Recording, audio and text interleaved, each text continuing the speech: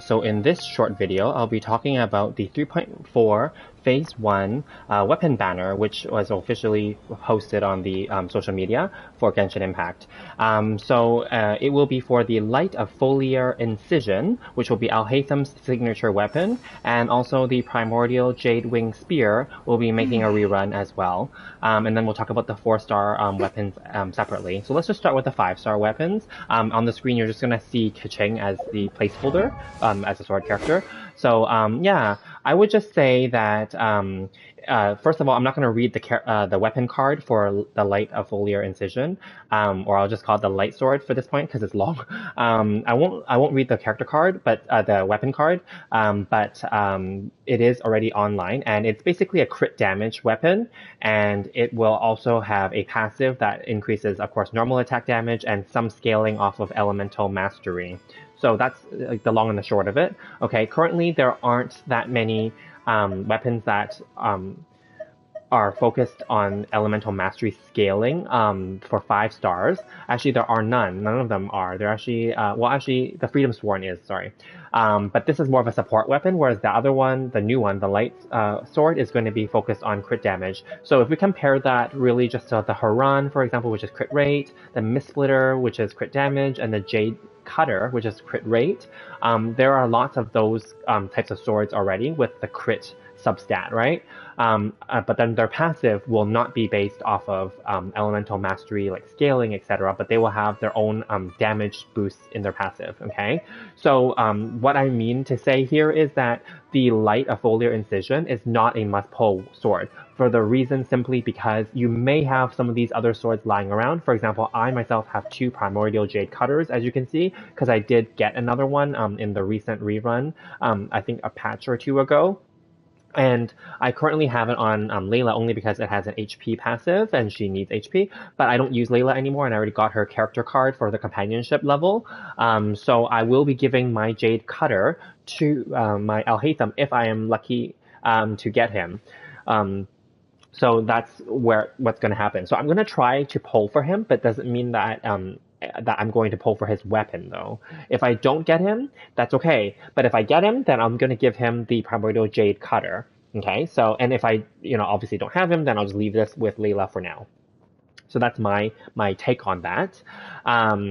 And honestly, if you don't have these other crit weapons, 5 stars we're talking about for your Alhaitham, if you are able to get him, then you can definitely go for the 4-star options. And I'll talk about that more in a separate video after this about Alhaitham's weapon options that we already have. So stay tuned for that. But I just want to keep it objective and focused here. The Light of Foliar Incision is definitely not something that we have to have for Alhaitham, and I don't believe that Alhaitham is a must-have unit to begin with. Therefore, I don't think that we should go for the signature weapon for him either. I'll just keep that short there. But of course, for those of you who are diehard fans, etc., then definitely go for it, and I wish you the best of luck. I'm totally going to go for him too, but I'm definitely skipping the weapon. Now, the Primordial Jade-Winged Spear. It's nothing special, let's be quite clear here. It has been around since the beginning of the game. It is available on the standard banner. You also have a chance to get it if you lose the 50-50 for the weapon banner, of any weapon banner. So, and then that's when I say that it's not special, as in like it's technically always available. It's not always rated up, I get it, but it's always available at least, right? It's a good weapon, it's a good polearm, and I personally have 2 of them. I think I got another one way before Sino was released, where it was just, I think way before, and it was just sitting there because I didn't use xiao much, so I didn't bother refining it together, and I'm glad I didn't because I did not go for Sino's signature weapon either. Sino for me wasn't a must pull, but I was lucky and I got the 50-50 and I got him, so I gave him the remaining Primordial Jade-Winged Spear. That's when I leveled it up and I just decided to give it to him. So I don't use Sino anymore, I don't use xiao anymore. So because of those reasons, first of all, I don't recommend pulling for xiao. He's been around since the beginning of the game and he's had multiple reruns. Not only does he get rerun every time there's a Lantern Rite, this will be his 3rd Lantern Rite now, technically. He was also rerun a few times in between as well. So I don't, because there was the Chasm event and there was some other events, I think, where he was rerun as well. So I don't think that the Primordial Jade-Winged Spear is a must-pull for this weapon banner. However, if you're okay getting an extra copy of it or getting a copy of it, or going for the light sword, then go for it. I think that's totally fine. Nothing wrong with the light sword. The light sword, just to go back to that, can be useful on other sword characters as well. It's not like it has to be used only on Alhaitham, of course. But it does have that elemental mastery aspect to it. So just keep that in mind for certain sword characters. Not all of them need elemental mastery scaling, right? So just keep that in mind as well. Yeah, so now let's talk about the 4-star. So since I came back to the sword section, let's just talk about that. So the 4-star for it will be the flute, the sword, and it's not a great weapon. I'm just gonna make that clear. It is a very early game placeholder weapon. I mean, I still kept it, but then I just put it on my cheat sheet, so whatever, right? I don't recommend pulling for this specifically. From the polearm side, the 4-star item is going to be the lithic spear, which is a Liura limited series event weapon. I have, as you can see, 4 copies of this, but I don't use it. In Yaoyao's character demo, she was using the Dragon's Bane, which is basically the reskin of this, the alternate skin of this. But of course, Dragon's Bane doesn't work for her because she is a Dendro character, unless you put her in a Hydro or Pyro team. So I will probably just give her this Lithic Spear, technically, because it's sitting here and no one's using it. The only problem with like Lithic weapons is that you have to have multiple Liura characters in the team for them to get more damage boosting.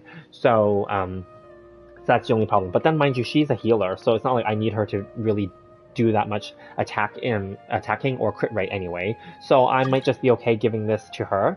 The other option is I have this Black Tassel, which is HP scaling, and she's, as a healer, usually healers in this game are HP scaling, so maybe I'll just give her this instead as 3-star weapon, and that's okay too, right? So lots of options, but stay tuned for that. I'm going to be talking about a yaoyao weapon options video separately after this as well. So yeah, but anyway, I don't think that the lithic weapons are a must pull either, even though they're limited. They're not like must-have items, trust me.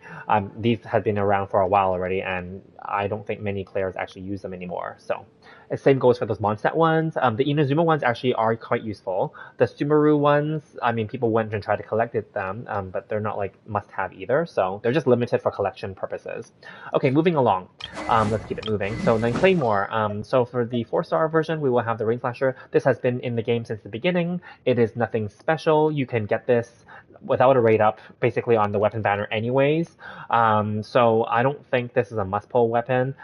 Certain niche builds can use this on certain characters, but technically by now, if you've been collecting the events claymores, or if you've just been pulling on the gacha systems for other weapons, you may have gotten other way better weapons already by now in the game if you've been playing for a long time. If you're new to the game, this is an okay placeholder weapon for certain characters, but not all the claymore characters need elemental mastery substat, and also the passive is very limiting because it's for hydro and electro characters only, basically, or teams that are built to inflict hydro or electro damage only. So it's very limiting. That's why it's a very niche weapon and it's not recommended.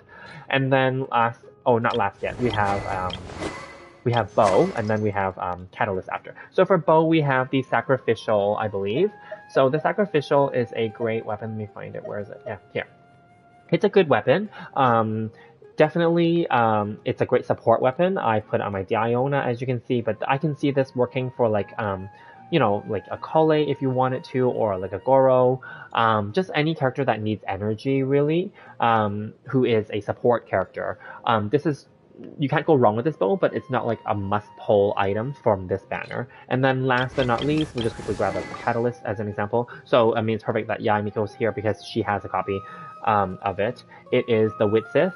The widsith will be on this banner, and it is amazing 4-star catalyst. That's a DPS for many of the DPS characters. I have it on my Yaimiko, but I also have another copy that I gave to the Wanderer, and it previously was also on Heizo. So it's a very versatile weapon that works really well. I've seen people use it very well on Mona even. Some people have placed it on a Lisa or even a Yanfei. So it's very versatile, but that in itself doesn't mean that you have to pull on this banner for that. There are other options as well. So anyway, just to summarize this video and wrap it up, the light sword is not a must pull in my opinion, because there are other crit rate or crit damage focused weapons out there already, or there are 4-star alternatives. I'll talk more again in my alhaitham weapon options video coming up. The Jade Spear is not a must-pull weapon, but there are other spears out there as well that are good. But the Jade Spear has been around, and I don't think you have to pull on this weapon banner just to get a copy. You can get it, or you may already have one sitting around in your inventory already. And none of the 4-star weapons are a must-pull. So anyway, I'll just wrap it up there, and I'll leave it to you guys. So let me know what you guys think in the comment section if you guys are pulling for any of these weapons on 3.4 Phase 1, or if you're going to save your wishes for characters or other weapon banners coming up in 3.4 Phase 2. So keep that in mind as well. I will see you guys in the next video, and I look forward to your comments, and good luck to you for your polls. Thanks so much, and we'll see you then.